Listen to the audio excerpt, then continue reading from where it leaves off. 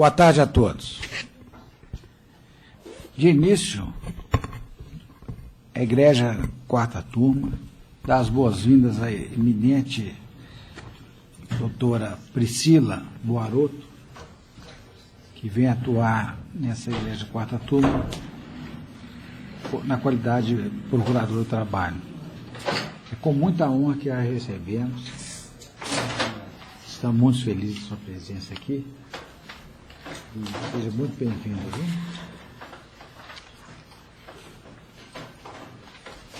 Dando sequência, cumprimento também os eminentes embargadores Fernando Antônio Viegas Peixoto e Adriana Goulart de Sena Orsini, pelas merecidas comendas da Ordem do Mérito Judiciário do Trabalho, outorgados pelo TST. Ainda nesse momento, eu conclamo a todos os advogados, partes, que venham a se conciliar, que é a maneira melhor de dar fim ao processo.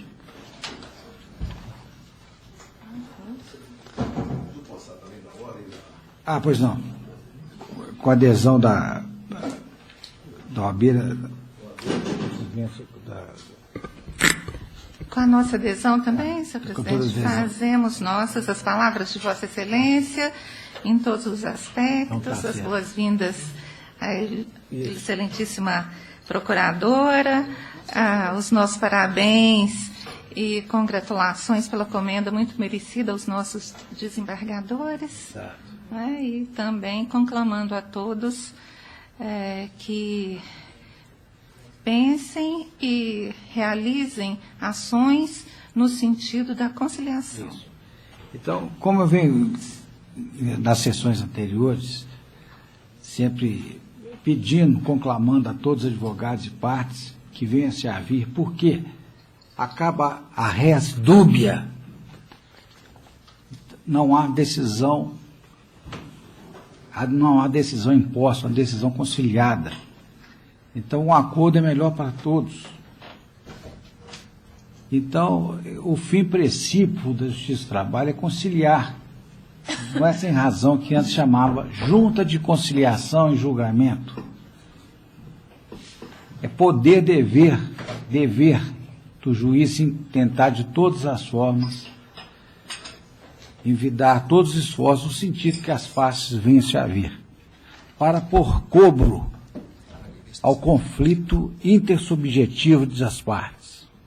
Então, passa para isso acionar a página inicial do TRT e clicar no link Quero Conciliar. E está já surtindo efeito, até surtiu efeito na sessão anterior no voto do doutor Denise e hoje também no voto de minha relatoria, que está sendo retirado de pauta. E nesse passo eu conclamo a todos que divulguem o mais possível esse espírito da conciliação, que é uma vitória sobre o tempo, um vencido e um vencedor.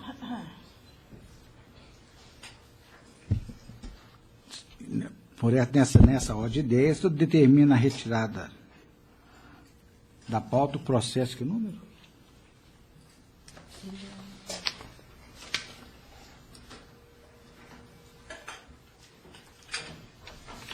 Está aqui. 00594, 2014, 138, 02, 007. Minha relatoria em razão de acordo celebrado.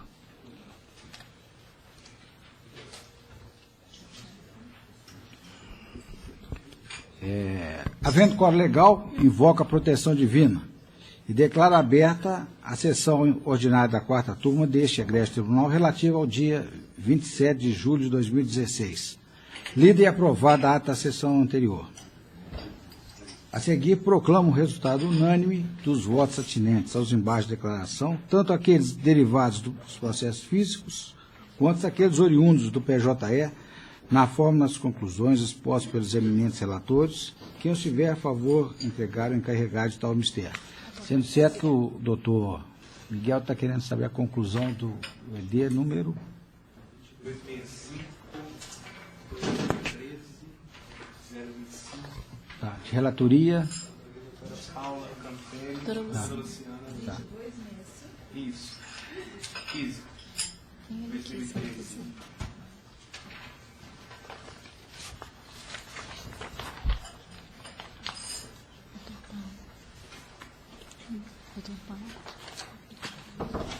Se ela quiser.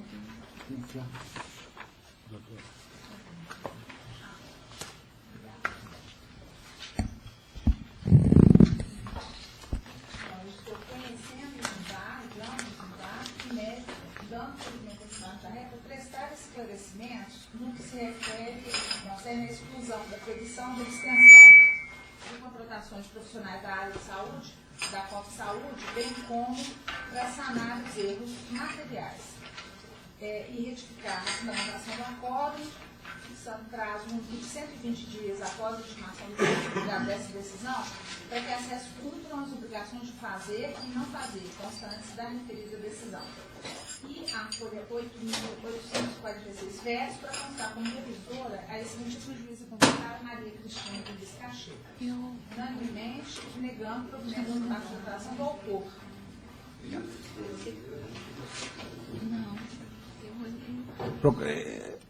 Ratifica a unanimidade o resultado dos embates de declaração.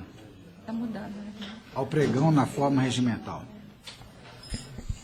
Processo número 28, da pauta de processos físicos, AP 971-2000-022.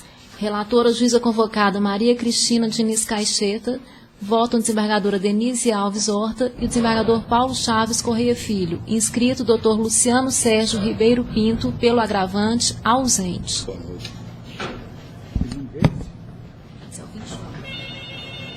Doutora Maria Cristina, apenas a conclusão. Pois não, conheço do agravo de petição por quanto próprio e tempestivo. No mérito, dou-lhe parcial provimento para conceder a exequente os benefícios da justiça gratuita. Quanto ao mais, nego-lhe provimento, confirmando a respeitável decisão recorrida por seus próprios jurídicos fundamentos, nos termos do artigo 895, parágrafo 1º, inciso 4 da CLT. Não havendo divergência apontada, assim se decide. Processo número 39, da pauta de processos físicos, ORO 1727-2014-024. Relatora, juíza convocada Luciana Alves Viotti. Revisora, juíza convocada Maria Cristina Diniz Caixeta. E voto em terceiro, desembargadora Denise Alves Horta. Inscrito, doutor Elias Negin Neto, pelo recorrido, ausente. Doutora Luciana, apenas a conclusão, por gentileza. Eu conheço do recurso ordinário do autor, exceto no que se refere à insurgência relativa ao adicional noturno. E no mérito, dou-lhe provimento parcial para condenar reclamado ao pagamento de 2 horas e 40 minutos extras diários relativos ao excesso de horas durante a semana. 2. 1 hora extra diária pela concessão parcial do intervalo intrajornada.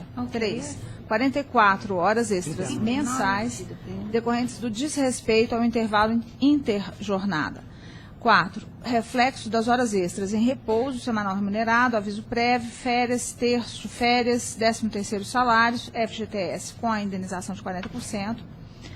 5. 20 horas extras semanais, condicional de 100%, relativas ao trabalho em dias de repouso, elaboradas no regime de dobra, e seus reflexos em aviso prévio, férias, terço de férias, 13º salário, FGTS com 40%. Fixo a condenação ao valor de R$10.000, com custas de 200, ônus da ré por sucumbente. Declaro para fins do artigo 832, parágrafo 3º da CLT, que as parcelas deferidas são de natureza salarial, exceto os reflexos de horas extras e horas dobradas em FGTS e indenização igual a 40% do FGTS. A divergência, doutora Cristina. Pois não, senhor presidente. Eu peço vênia respeitosamente para divergir, mantenho a sentença no que diz respeito às horas extras. A sentença indeferiu as horas extras. Entendo também que a empresa opera com cartões de ponto, há registro de jornada sem que o reclamante tenha demonstrado qualquer diferença. A prova oral, a meu ver, é fraca e contraditória, não sabendo sequer qual o período elaborado. E mais, o fato de alguns cartões não conterem a assinatura do autor, a meu ver, também não altera a sistemática laboral, bem como o registro efetuado. Registro ainda que há pagamento de várias horas extras, conforme consta dos contra-cheques. Eu, respeitosamente, peço vênia e mantenho a decisão nesse aspecto. No mais, acompanho a excelentíssima relatora. Também data vênia da relatora, eu acompanho a divergência, pedindo vênia para adotar os fundamentação. Nesse caso, Na verdade, o o pedido foi julgado todo improcedente. Então, eu acho que não há mais o que O objeto, o examinar. recurso é só horas extras. É só horas extras. Não tem problema. só passa redatora, né? Passo a ser redatora, sem problema. Tá. Redatora da doutora Maria Cristina.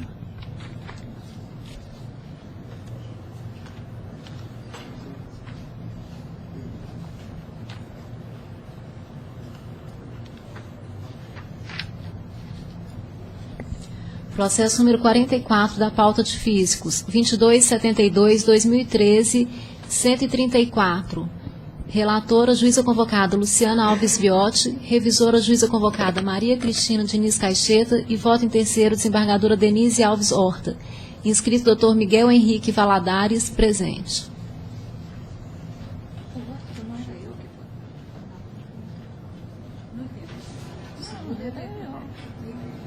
Doutora Luciana, apenas a conclusão, por gentileza.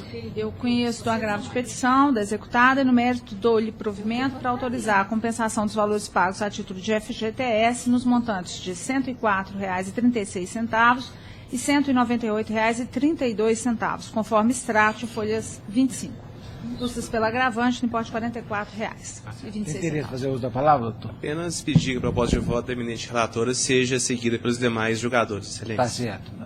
Não havendo divergência apontada, assim se decide. Obrigado.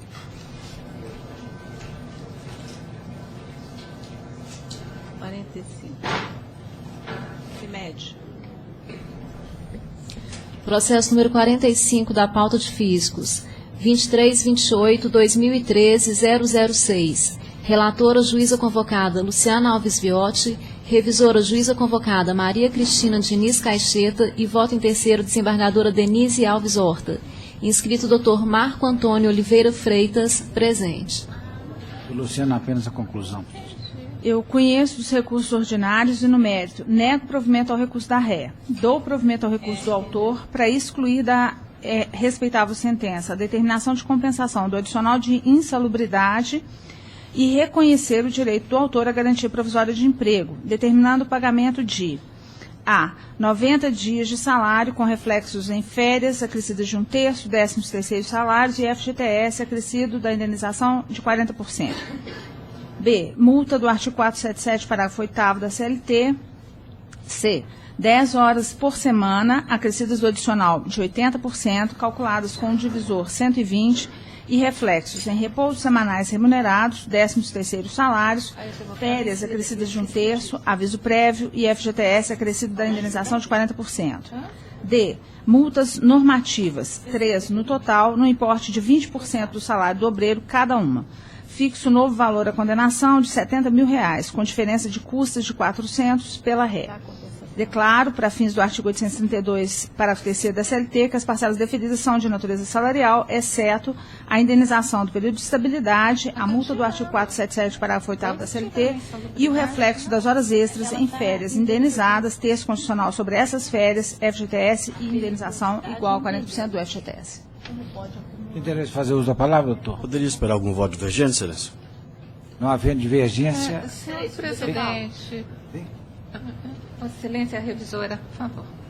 Doutor Paulo, dá licença. Eu, de fato, não tinha feito formalmente, mas agora, ouvindo atentamente, a questão aqui é pontual também, com relação à compensação do adicional de insalubridade, que, salvo o melhor juízo, a relatora entende pela acumulação? Não. Nesse aspecto, eu estou negando provimento ao recurso. Na verdade, o que há é que a decisão mandou compensar o adicional de insalubridade com o adicional de periculosidade que foi deferido. Só que não houve pagamento de adicional de insalubridade no curso do contrato. Por isso, a compensação não deve existir. O reclamante não recebeu insalubridade. Não chegou, então, eu estou acompanhando integralmente o voto. Também acompanho, presidente. Não havendo divergência, assim se decide. Esclarecida, acompanho. Esclarecida. Perfeito. Obrigado, presidente. Bom trabalho a todos.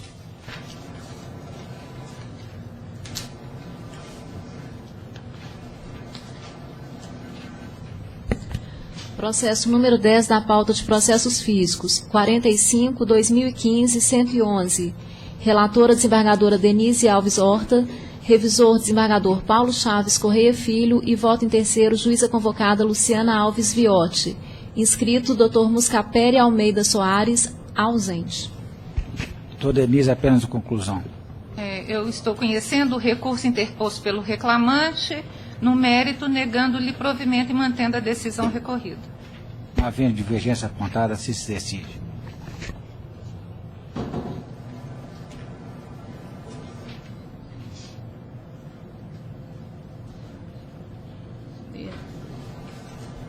Processo número 25 da pauta de físicos, 1627-2013, 107. Relatora, juíza convocada Maria Cristina Diniz Caixeta, revisora desembargadora Denise Alves Horta e voto em terceiro, desembargador Paulo Chaves Correia Filho. Inscrito, doutor Eduardo Vicente Rabelo Amorim, presente.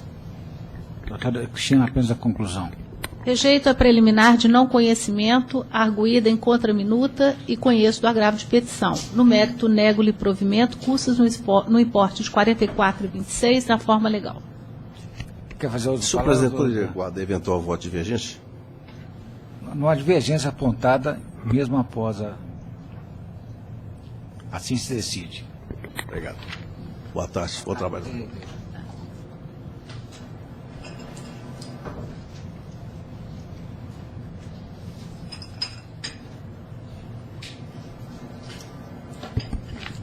Processo número 9 da pauta de físicos, 2510-2013, 014. Relatora desembargadora Denise Alves Horta, revisor desembargador Paulo Chaves Correia Filho e voto em terceiro, juíza convocada Luciana Alves Viotti. Inscrito, Dr. Boris Leandro Pereira de Castro Lima, ausente. Doutora Denise, apenas uma conclusão, por gentileza. Conheço do recurso da primeira reclamada WM Prestação de Serviços Limitada, salvo da insurgência relativa à responsabilidade subsidiária aplicada à segunda reclamada, Andrade Valadares Engenharia e Construção Limitada, por ausência de legitimidade. No mérito, dou-lhe parcial provimento para limitar a condenação relativa às horas extras intervalares a 2/3 dos dias efetivamente trabalhados pelo reclamante na constância do pacto laboral, mantido o valor da condenação porque ainda compatível. Estou inteiramente de acordo, não havendo mais divergência, assim se decide.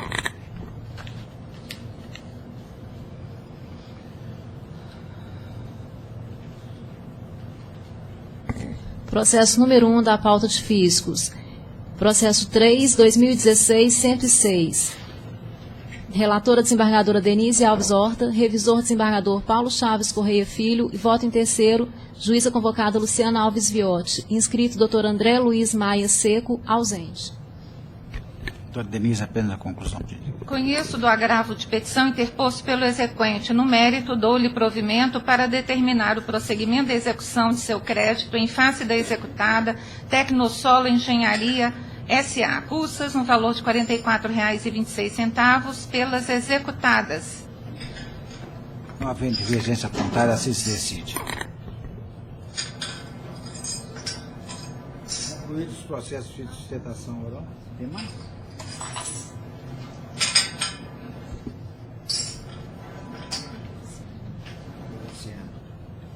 Processo número 35 da pauta de físicos, 10/17/2011, 002. Relatora, juíza convocada Luciana Alves Viotti, revisora, juíza convocada Maria Cristina Diniz Caixeta, voto em terceiro, desembargadora Denise Alves Horta. Inscrito, doutor Pedro de Azevedo Gontijo, presente. Doutora Luciana, apenas a conclusão, por favor. Estou achando.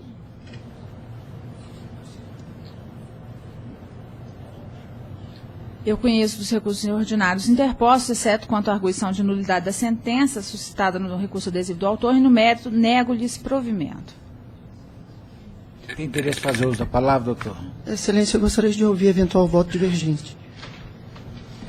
Eu não vejo Senhor divergência. presidente, pela ordem, eu tenho uma divergência. É o 35? Sim, perdão, tenho vendo aqui. Eu tenho uma divergência aqui, pontual, salvo. Tá. É da CPM Prax? Isso. Senhor presidente, eu vou pedir vênia eminente relatora no tópico concernente à litigância de má-fé atribuída ao autor. Eu entendo, com a devida vênia, que houve, sim, uma alteração da verdade dos fatos por parte do autor, com o objetivo de induzir o juízo a erro. Eu esclareço que em embargos de declaração, o juízo indeferiu o pedido de reflexo de previdência privada de parcela supostamente deferida em outros autos, ao fundamento de que, abro aspas, observe-se ainda que não há como deferir reflexo de previdência privada, visto que tal parcela foi indeferida em ação anterior ajuizada, como se vê, segundo o magistrado, as folhas 30 e 31 dos autos. O voto reconhece o fato de dizer que o fato de a decisão proferida na ação trabalhista do autor, número tal, ter acolhido a procedência do pedido de indenização substitutiva quanto ao plano de previdência privada, como se extrai do item 2.3.8 da decisão. Renova o autor a pretensão em sede de recurso, agora analisado. Eu, com a devida vênia, tendo comprovada a litigância de má-fé, condeno o autor a pagar 1% sobre o valor da condenação, data máxima venta. Excelência, pela ordem, só um esclarecimento fático. A previdência privada foi apurada no processo anterior de vínculo. Por isso é que o reclamante requereu. Então, como a juíza entendeu que ela não tinha sido apurada, porque foi uma decisão posterior, não foi a primeira decisão, então, por isso, como era reflexo de equiparação em um processo de vínculo, e era uma verba que a empresa pagava livremente, então foi apurada no processo de horas extras. Então, com a devida vênia, excelências, por coerência lógica, se aumentou o patamar salarial, por isso que o reclamante insistiu, mas eu acho que não houve condenação. Não houve condenação. Não houve condenação, doutor. O que foi é o seguinte, eu me baseei na decisão feita pelo juiz de primeiro grau. E eu entendi que houve, sim, eu estou dando de ofício a litigância de matéria. Que isso, doutor? Com a devida vênia, doutor, respeitosamente, essa é a minha proposta de voto. Tá claro, doutor. Eu vou fazer a sustentação oral para dizer que 2 pontos, minimamente. Eu acho que se todos verificarem os autos, verificarão que nunca existiu a mínima má-fé nesse caso. Porque uma decisão de primeira instância tinha falado que não. Aí o tribunal veio e reformou e deu a interpretação. A juíza analisou parcialmente as decisões. Por isso o reclamante incluiu a verba previdência privada nos embargos de declaração, chamando a atenção para uma decisão que tinha sido reformada e incluída na condenação do processo anterior. Bom, esse é um ponto, com a devida vênia, e o outro ponto é o seguinte, o reclamante também pediu 2 outras coisas, com a permissa vênia, pediu algumas coisas, mas eu vou me ater a dois pontinhos. Aplicar os reajustes convencionais na diferença salarial deferida por quanto constante da sentença dos modelos, conforme se apurar em liquidação, garantida a irredutibilidade salarial. E o segundo pontinho, o reclamante pugna que a reclamada houve uma ação anterior e o reclamante, com a devida vênia, pede que ela tinha sido constituída em mora desde a primeira ação, que os juros sejam contados desde a interposição da primeira ação, com a devidamente. Então, são esses 2 pontinhos.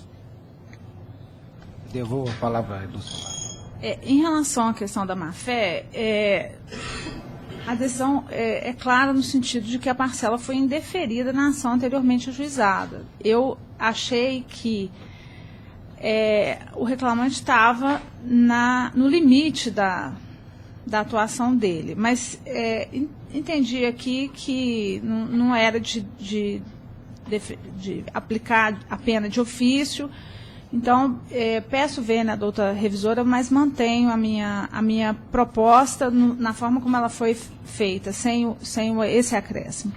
Em relação aos reajustes convencionais, o pedido do recorrente eu transcri aqui no voto, destina-se a simplificar o julgado e a execução. E essa matéria, no meu ponto de vista, é inteiramente alheia à possibilidade de exame via recurso ordinário. Enfim, mas de qualquer forma, eu estou registrando que a irredutibilidade salarial é um imperativo constitucional, né? Mas não estou dando provimento nesse aspecto, só dizendo isso. Não me parece que é a via adequada, não. Em relação aos juros, eles se contam da data do juizamento desta ação e não da outra. A outra foi arquivado, o processo extinto, não há sentido em se projetar efeitos de interrupção da prescrição para a contagem de juros. Então, senhor presidente, mantenha a minha proposta na forma como ela foi. Senhor presidente, eu acompanho integralmente o voto da eminente relatora, mas mantenho o meu entendimento com relação à litigância de má-fé de ofício. Doutora Denise, terceira voz. Senhor presidente, com relação à litigância de má-fé, a relatora ela foi clara no voto de que a atuação do recorrente beirou a litigação de má-fé, mas não reconheceu nesta oportunidade que efetivamente ela aconteceu para fins de apená-lo com a multa. Então, já houve o esclarecimento de que a conduta realmente beirou a litigação de má-fé. Eu acredito que este registro ele poderia equivaler até a uma advertência. E assim, então, considero que o intuito pedagógico aí foi alcançado. E, no mais, eu estou plenamente de acordo com a doutora relatora. Então, a senhora está acompanhando a relatora integralmente. A decisão por maioria vencida a eminente revisora no que pertine à multa derivada de litigância por má-fé. E aplicável de ofício. Aplicada de ofício. Muito obrigado a todos. Tenham uma boa tarde. Antes de encerrar os processos físicos, houve um pequeno equívoco aqui na composição do processo 1027, cuja relatoria tocou a doutora Luciana. E houve a divergência da doutora Maria Cristina, e a terceira votante seria a senhora. Então, como o advogado não estava presente, eu estou reincluindo ali o julgamento. E aquele do problema... sim. Pois não. Presidente, eu estou me lembrando do processo e eu vou pedir vênia à divergência e vou acompanhar a relatora. Tá certo. Ok. Então, no 1727, a decisão por maioria, vencida a revisora no que toca, que dava provimento ao apelo, né? Negava provimento. Que negava provimento ao apelo. Sim. Então ela não vai ser... Serei eu a relatora. Exatamente. Qual que é o número mesmo? Qual que é o número, por favor? Número 1727. 1727. Não, é o da física, né? Física. Qual que é? 39 da pauta. Mas é isso mesmo. Então, a decisão por maioria, vencida a revisora, que negava o provimento ao apelo. É isso? Isso. Então, não, só tem... Tá. Hein? Tem uma observação aqui.